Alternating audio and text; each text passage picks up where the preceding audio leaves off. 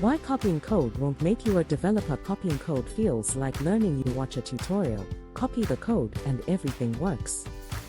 It feels like progress. But it's not real learning.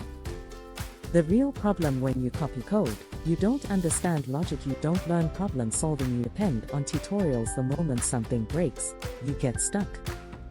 Why this happens? Because copying skips thinking, debugging, experimenting, which are the core of coding.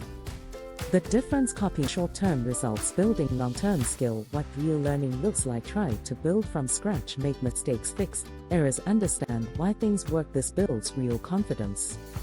The hard truth: if you can't build without a tutorial, you haven't learned it yet. What you should do instead: watch, understand, close tutorial, build yourself even if it's imperfect. The shift from passive learning to active building. The result: you stop depending on tutorials and start thinking like a developer. The final take: don't just copy code. Understand it. Break it. Rebuild it. Rocket emoji.